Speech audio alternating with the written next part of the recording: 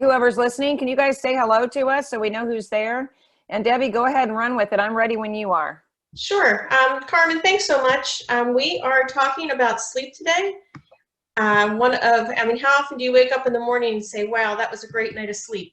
And how often do you wake up in the morning and say, it's going to be a long day? Yeah. So my friend and health coach, Carmen Hunter, she has been a health coach for over a decade and is the founder for the Institute of Functional Health Coaching, has graciously agreed to talk to us about one of our most favorite topics, sleep. So Carmen, thank you so much for being here. Appreciate it. Absolutely. Absolutely. And, sleep is, some people say that food is the most important thing we have to focus on. And, you know how I feel that stress, I believe, is one of the most important things, if not the top Absolutely. thing we need to focus on. Well, what does stress affect? It affects our sleep 100%. It is one of the biggest things that affects how we sleep is how we think, right? Mm-hmm. I like to start out with talking about sleep by saying, first and foremost, the best way to regulate sleep is to find your circadian pattern for each person, right? So So, how do you do that? well, and this is there's a big myth around the idea that people are night owls, right? You've heard me say before, and some of this is going to be repetitious for people who follow me, but no one is a night owl. We are all human beings that were created the same way. We were created to wake up when the sun comes up, so I like to tell people, when you're trying to regulate your circadian pattern and get back to the the origin of what it feels like to be a normal person, wake up when God woke us up. So when the sun comes up, our cortisol rises, and that starts us for the day. And our circadian pattern follows the sun, kind of. You can kind of think about how the sun moves throughout the day, right? It's Mm-hmm. brightest in the morning. We're most awake in the morning if our cortisol is high. And then as the day goes on, our cortisol starts to drop and gets ready for melatonin, which is our sleep hormone, to come in at night and take over. The problem when we get dysregulated and our circadian pattern is off is that we can flip this thing upside down or get it a little bit dysregulated. So when I tell people, let's take a look at your circadian pattern. Let's look at what time are you getting up in the morning? How close to the sun rising are you waking up and exposing your eyes to the sun? And I mean, I don't know about you, but there's been days where I'm like, sun's been up for about 2 hours and I'm just now rising, right? So, Yeah. sometimes we miss that window to get that cortisol kicking right when it should be, right? And then as the day goes on, I typically force myself to expose my eyes to the sun, get up, get my cortisol rising, go on. But then I pay special attention to the way the sun moves around my home during the day, to the point where I'll shut curtains. I'll dim lights to amber lighting. I'll light Mm-hmm. candles, and I'll start to kind of wind my own energy down as the day starts to come to a close. Which, if you talk to some people, you'll notice that a lot of people like to amp up as the day ends, right? Go out to a bar, go out with friends, go get a workout in at the end of the day. And what that really does is it sets you up to kind of keep nudging that cortisol to stay high when melatonin is trying to come in and bring it down. Does that make sense? Absolutely. Yeah. And we live out in the boonies. We don't have neighbors really close by, and we don't have any curtains. And people think I'm crazy, but it really helps because I'm waking up when it's getting light. It's when we wake up. It just starts off the day naturally. Mm-hmm. Yeah. Yeah. And I have darkening shades on my curtains just because we do have a lot of nighttime lights. Mm-hmm. But I have a daylight light next to my bed during the winter and fall that I just, believe it or not. And I know some of us, we turn the lights on and sometimes we go like this. Oh God. I turn it on and I just go like this. Oh God, I don't necessarily like it, but immediately I'm wide awake when I expose Mm-hmm. my eyes to that light. So during the summer, in the summertime, I'll open the blinds instead. But it's key. I mean, I envy you being out in the boonies when it's pitch dark. We were at a cabin last weekend and it was so quiet and so dark. I was out in a matter of seconds when we turned the lights out. Yeah, yeah, Yeah. Proof that it works. it does. So we start getting in touch with our circadian rhythms, but what else? What other things can we do? Well, what other things we can do is, first and foremost, we need to stop starting our day by looking at our phones. That cannot be the first thing that we do. It's that artificial blue light is very damaging to us in general. But to start our day, you know what? Let's go back, Debbie, because I loved how you opened this up. Is how many times do we step out of bed or open our eyes and go, "Oh, I didn't sleep well," or "Oh, this is going to be a long day." For me, regulating my sleep and regulating my mood around sleep and my hormones has to do with how I think about how my night was, right? So even if I didn't get enough rest, I might start my day by saying, I got just enough rest to have a productive day today. Or, Okay. I'm well rested for the things that I need to accomplish today. So a lot of it has to do with our attitude about sleep. Are we starting ourselves out with, doom and gloom? Are we starting ourselves out by saying, you know what, this is what I'm dealing with today. This is what I have to move forward. And then we get up and we get started, right? So the way that we think about our sleep has a lot to do with how our day unfolds. The other thing that I always say too is hormones have everything to do with how we rest at night. Many people, let's go back to melatonin for a moment. Many people are taking melatonin at night thinking that that's going to help them sleep. When in reality, what that can do is it can stop your own melatonin production, your own natural production of the hormone melatonin, and actually have the opposite effect. Really? I had a client recently that had been on melatonin for over a decade, and she hasn't slept in over a decade, and she's not, she's younger. As we get older, we need more. All right. We're going to need a little bit of assistance with that melatonin, but she's a younger woman and has not been able to sleep. And so what we did is we worked on weaning off of that melatonin and letting her own natural cycle kick back in by following a circadian pattern, changing her attitude about the way we saw ourselves in the morning in our day, and then easing down on that melatonin dosage. I think she was up to like 5 milligrams per night. And then dialing that sleep clock back a little bit, even by 5, 10, 15 minutes where we're getting into a normal sleep time, right? 1, 2 o'clock in the morning is not normal sleep time. Either is 12 o'clock. So now she's completely off the melatonin, has been sleeping better than she slept in over a decade. So we need to remember that melatonin is not something to play with. It's not just a supplement like an aspirin or a Aleve or something like that, right? A pill. It is an actual hormone that can affect your normal production of hormones. So really important to note that as well. So do you have ideas? How can we support the production? What can we do to support the production of our own personal melatonin so we can benefit from it? Yeah. So cortisol, first and foremost, is the enemy of melatonin, as we've already established, right? So the first thing we have to think about is, how much stress are we dealing with? Mental, emotional, physical stress. How much are we dealing with? How are we looking at it? How are we perceiving our day to be? So as you go through the day, it tends to, let's use women as for an example, right? So women tend to get a little bit more, I would say, anxious, frenetic, and energized as the day comes to a close. The kids are coming home, lunch bags need to be unpacked, laundry needs to be done, homework started. Maybe our spouse or partner is coming home from a long day at work. We need to get supper on the table. The dryer is dinging, and God forbid we have an actual job that we're working at the same time, right? So we are actually kind of our own worst enemy when it comes to the balance of those hormones, because we are increasing our own cortisol by the thoughts that we think about the tasks that are ahead of us. So for women and men too, if you're in this position, one of the first things we do is we say, let's look at this. Let's look at this stressful situation that we're in, and let's change the way we see and react to it, right? So maybe we think, yay, my kids are coming home. I've missed them so much today. Yes, the lunch bags can wait. Oh, the laundry is not important. What do we see as an urgent or emergent thing? That alone is going to help to keep our cortisol levels balanced and at least in some regular pattern, so that melatonin has an actual chance when nighttime rolls around, right? And then one of my favorite things, as hard as this is to say, can you just put away all the blue light, or at least put on some blue blockers, and then past 8:30 at night, is it possible to put that phone down, put the computer away, even maybe turn the TV off? I know that's asking a lot, but to at least allow, again, because that keeps your cortisol levels up. That will keep your cortisol going up and your melatonin suppressed. So, what are the things that constantly keep us going and keep us motivated? That's our cortisol. That's these activities. And how can we do less of those as we ease into dark? Yeah. I mean, for years, all I've heard about is, well, time management's one thing, but stress management, manage your stress. But the whole idea of changing how we look at look at the stressors, that's the stress perception. That's really a new way for me to be looking at stress. Yeah. And I think, I did a webinar on this a couple of weeks ago, because I feel like it's a lot of pressure to tell people, You really need to manage your stress. You really need to reduce some of the things you're responsible for, because what that does for me is it makes me more anxious. Absolutely. I mean, are you kidding me? What do you want me to get rid of? You come and be me for a day, and then when you're done with that one day, you tell me what you'd get rid of, right? So that'll get your defenses up, right? Which increases our stress.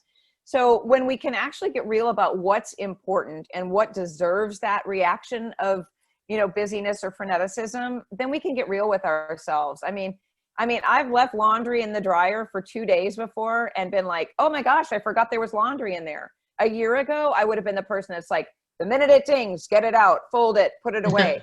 So so I think dropping some of our perfectionistic expectations and tendencies about ourselves can be really helpful as well to adapt our stress hormone response that keeps us from sleeping at night. So we learn to make some adjustments try to adjust our cortisol levels by our mindset, how we perceive what's going on, what's important, what's really important, not just what everybody says is important. That helps take our cortisol down, helps our melatonin be more naturally elevated. What about what we eat, what we drink, and patterns with that? What are your thoughts about those things? Yeah. So, here's the thing, there's been so many different trends around food, and there's trends around how to sleep better. You need to don't eat 2 hours before you go to bed, or yes, have a snack of carbohydrates and fat before you go to bed, or your cortisol will spike in the night. There's all kinds of different ideas around how we should sleep. So anytime that someone says, what's the best way to do this? The question should always go back to asking yourself, what do I feel is the best thing for me? So there have been times in my life where, I've eaten late at night and it's kept me up, right? Maybe I had too much sugar before bed, a couple glasses of wine late at a party or something like that. And then you're up with hot flashes at night and you're like, oh gosh, here comes the alcohol processing or whatever. But then I've also had nights, back in the past before I had a grip on sleep, where I would wake up at 3 a.m. like, why am I awake? There is nothing going on here. Whereas my blood sugar would spike in the night, pushing cortisol up, which suppresses melatonin, which wakes you up for the day. And so a time frame to think about this for people would be between, I would say, 1 and 3, sometimes 2 and 4. The window can shift for some people. But if you're waking up and you don't know why, and you didn't, have any reason, late at night, you went to bed at a regular time, but you're just being awake in the middle of the night, a good idea is to try maybe a slice of apple or 2 with some almond butter, or just combine a little bit of carbohydrate with some fat. Try to keep that sugar in check so that it's not kicking your cortisol up in the middle of the night, pushing your melatonin down and making you feel like you should go out for a run at 3 o'clock in the morning. Right? Yeah. Yeah, that's not happening here anytime, but that's the upside point. But I've been through that as well. So yeah. Another important thing I think that's a good tip for people, about sleep is when you wake up at night, don't worry about being awake. So what's one of the first things that you think when you wake up at night, when you know you shouldn't be up and getting ready for the day? At least for me, it was, oh my gosh, I'm awake. Okay, why am I awake? I have to be up in 4 hours. I have a full day tomorrow. Oh my gosh, I've got to go to sleep.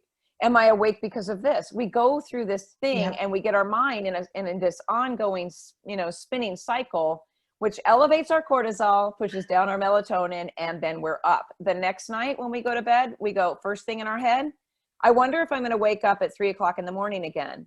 Oh my gosh, I better get some sleep. Oh my gosh, it's 11 and I'm still awake. So poof, there we go again, pushing down melatonin, raising cortisol. So we have so much more power than we think we do, and it starts right here. It starts right here. So let's just kind of recap for a second. If we can see things differently, and that's from the minute we wake up in the morning thinking, oh my God, I didn't get enough sleep. Can we change that to, I've had enough rest to get the things done I need to get done today? And if that's possible, then how can we go through the day accommodating with circadian pattern, moving through the day, getting prepared for sleep, and then prepping ourselves before we go to bed at night, not to have those stressful thoughts in our minds. That makes sense? Absolutely. So it's a whole series of things. There's not it's lifestyle choices.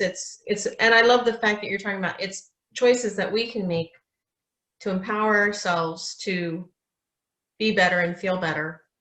It's not turning to medication. It's not turning to, other fads or whatnot. It's just choices that we can make and be empowered ourselves for that. Right. And I always say, we have to trust ourselves more than we trust outside resources and outside, um, people to tell us what's best for ourselves. I think that's one thing that we make a big mistake at, is we reach for, the first supplement that helps you sleep, or the sleeping pill, or one of my favorite things that people are selling right now is this thing that you wear, or this thing that sits next to your bed. There's two of them that tells you how you're sleeping. Or a watch that says, well, you got 8 hours of sleep last night, but you may wake up feeling like you got 2. We've got to remember, we are the expert on ourselves. We know what's best for ourselves. So if you feel a certain way, pay attention to that feeling, and then ask yourself, get honest with yourself. Was I up a little late watching Game of Thrones for the 3rd time? Maybe, right? Maybe. Was it a little bit elevating to my cortisol to watch that battle? Maybe. Right before you go to bed. Yeah, exactly. absolutely. Exactly. So get honest with yourselves about that. Look at, how you're living your life with your schedule. Are you putting your phone down and then going, just one more look at 11 o'clock before I go to bed, right? And then we can't forget about the environment of our sleep environment, right? Is it dark? Is it cool? Do you need a white noise to shut out any of the noise that's going on outside in the outside world? Do you have a cat that likes to sleep on your pillow like I used to, and I didn't sleep for almost 13 years because of that? Oh gosh. I know. So what's your environment like? Is it soothing, and is it a place that is conducive to really good, solid sleep? So there's so much that we can do. I mean, we could do 3 hours on sleep, but those are some of the basic things a lot of people don't think about. Absolutely. I see, Jacob, you've joined us. I muted you, but do you have any questions you'd like to ask? Not to put you on the spot at all or anything. Yeah. Thanks for checking in. No, I was just catching, and I missed the first part of this, but I love that you shared that we are the experts on our own sleep, because I'm somebody who's struggled forever with sleep issues and used to seek out the doctor's help. And now I realize I actually know more about what I need to do for my sleep patterns than the doctor does. So yes. 100%. What were your sleep challenges, or are you still dealing with them? I come from a family where we're just night owls. And my grandmother, who's 86, basically she naps. I think if I'm awake in the middle of the night, I can text her at 3 and 4 in the morning and get a response. So, oh gosh. Yeah. But I think what has helped me, and I think this is probably going to be true for many age groups, is just sticking the course and making sure whatever your routine is, that's consistent. And I think the hardest part is when you fall off a routine. Maybe you have a weekend where you have a later night, or an event for work, or whatever it may be, is not letting that totally throw you off, but getting back into doing the right things, and being patient with yourself. Maybe it will take a week, maybe it will take 2, but that's what I found is helpful to me, at least. Oh, I agree. And if you go back and listen to the very beginning, you'll hear me say that one of the myths that people believe is that they're a night owl, right?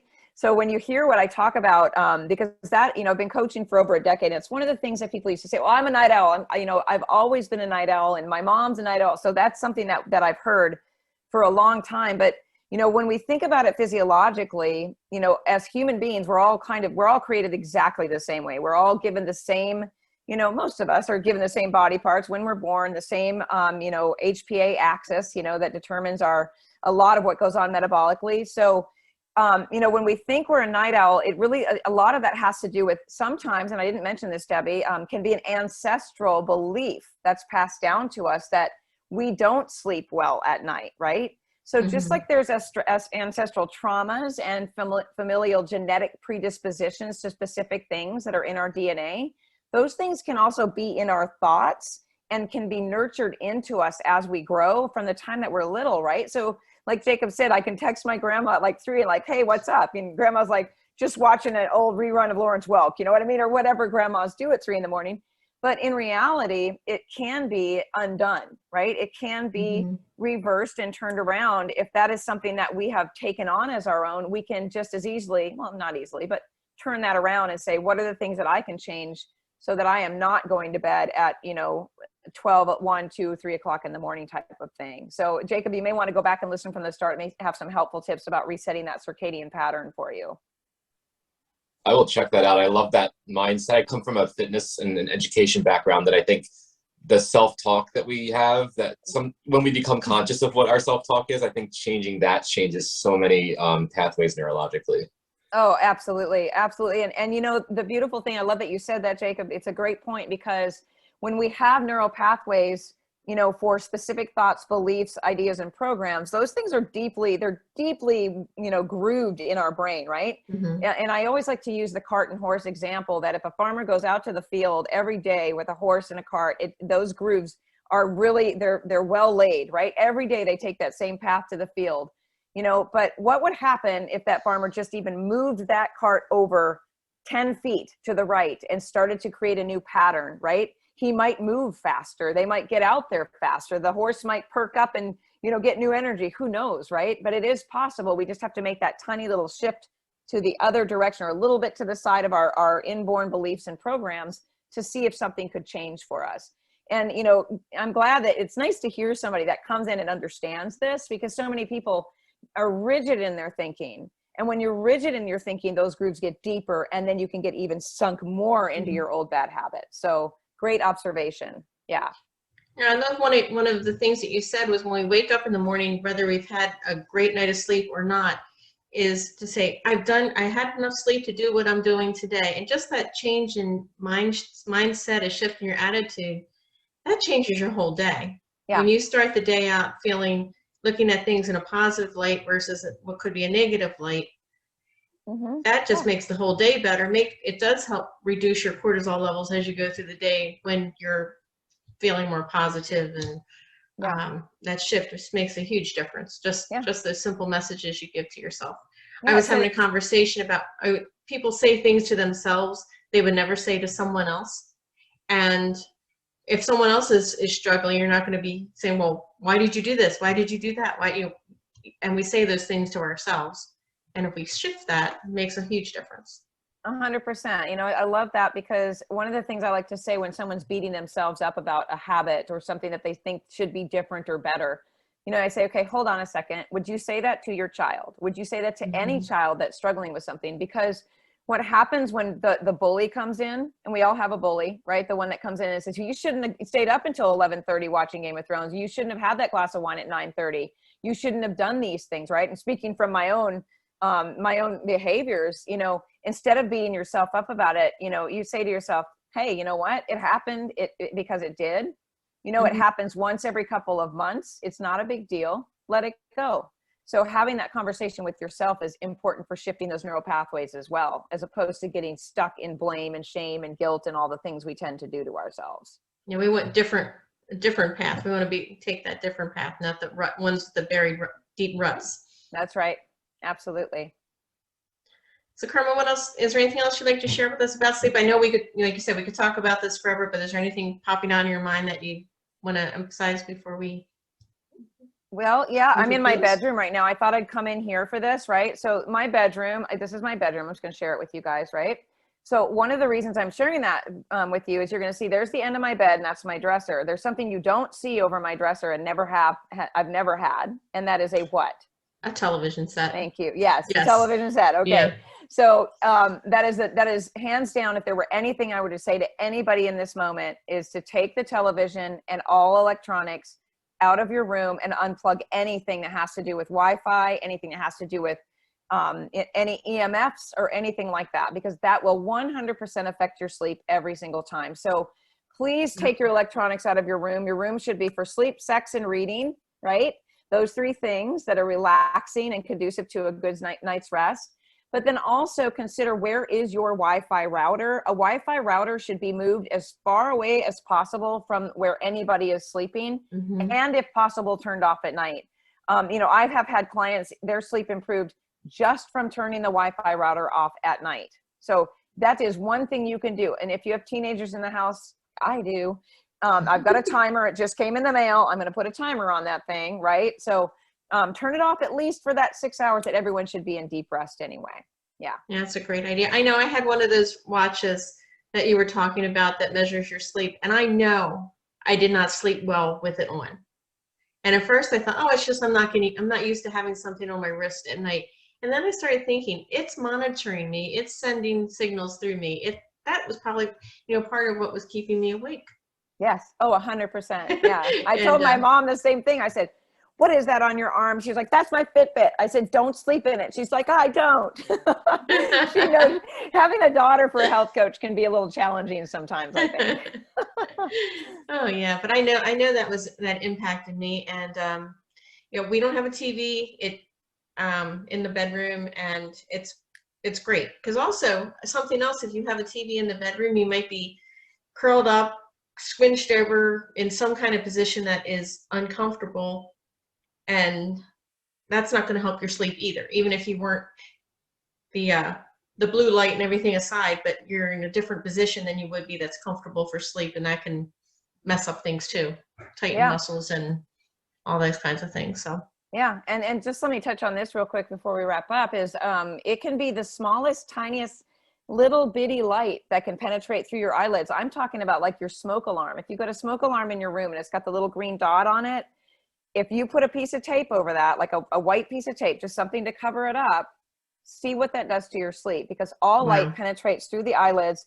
And that is what takes, again, the melatonin we've been talking about so much, and suppresses that melatonin and raises cortisol. So even if you have a TV in your room, you're like, well, it's never on.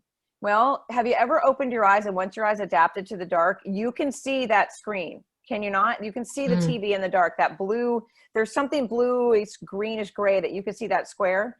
That can affect your eyes as well, your sleep as well. So just because it's not on doesn't mean it's not affecting you.